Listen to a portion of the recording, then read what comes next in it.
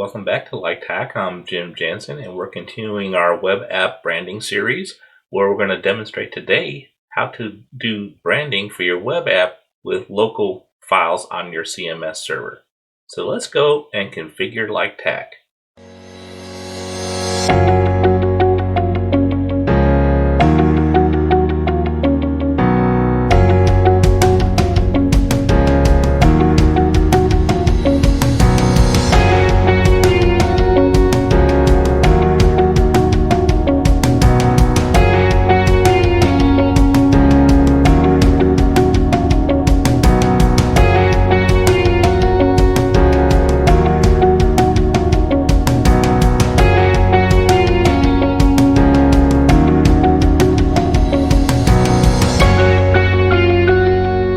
So we just completed our web app branding using a web server.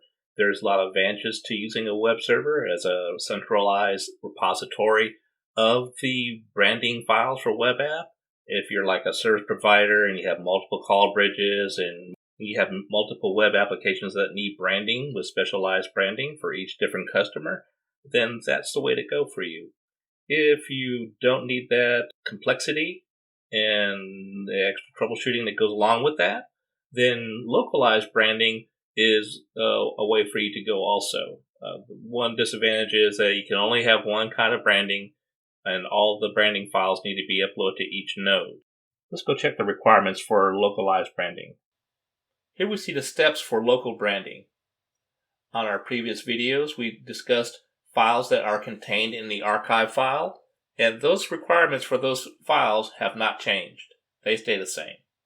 On the previous video with web servers, that file name could be anything we wanted it to be. But with local branding, you have to specify web_branding.zip or the WebBridge 3 will not find this file. On the second step, we use WinSCP to upload the zip file to the CMS nodes. We have to upload it to each individual node. Third, we create the WebBridge profile.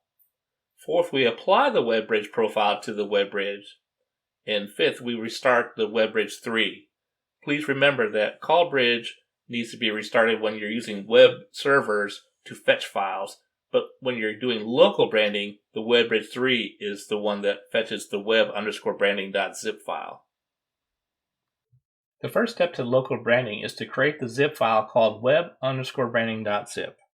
On my desktop, we still see the two directories, Empire Branding and Rebels Branding.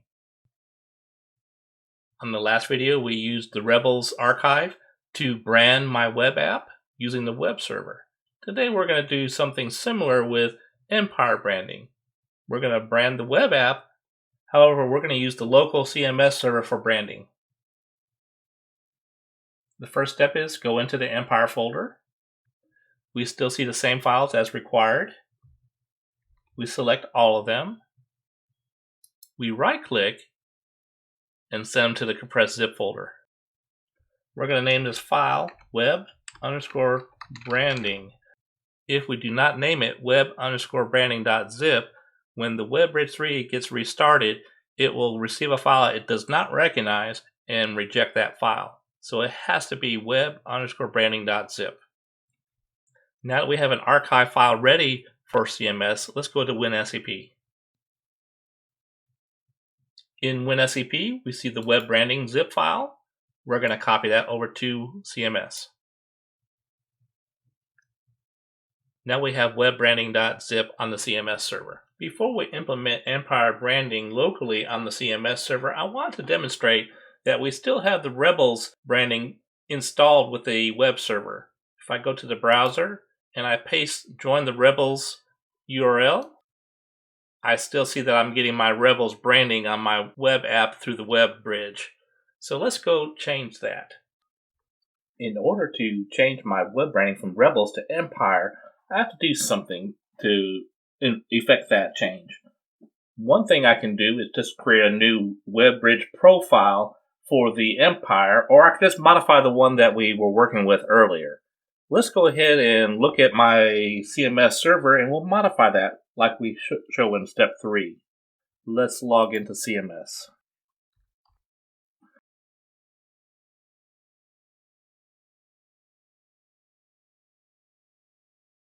If we go to configuration and then the API, if we scroll down to our WebBridge profiles, we can go to WebBridge profile and we can look at our WebBridge profile, and we see from last time we put a resource archive pointing to our web server with rebels.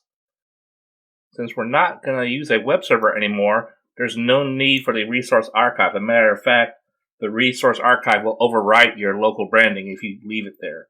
So we're going to say delete that and modify. Now we're going to be able to use the local branding on this WebBridge profile. Now we completed step 3 where we modified the WebBridge profile. And if you decided to create a profile, that's also acceptable. But if you did, you have to go to the 4th step where we apply the WebBridge profile.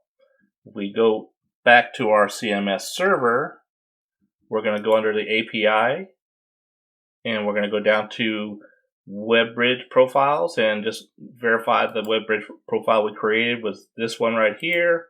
We remove the resource archive, so we're going to go back to our object list and go to the WebBridge.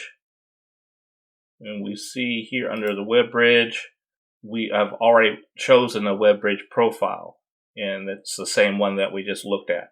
The next step we see in our list of tasks for local branding is to restart the WebBridge 3. So let's go do that.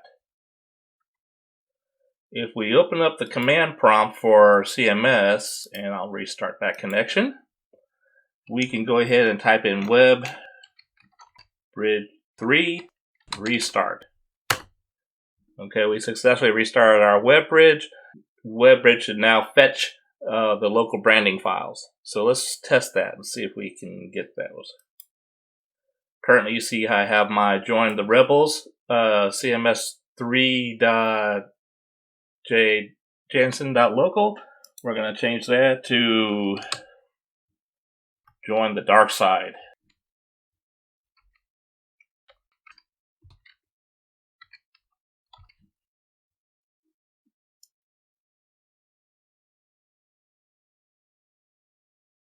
And now we see our branding has now changed from a web server based rebels to the local branding with a dark side. I hope this has been informative for you and have a great day.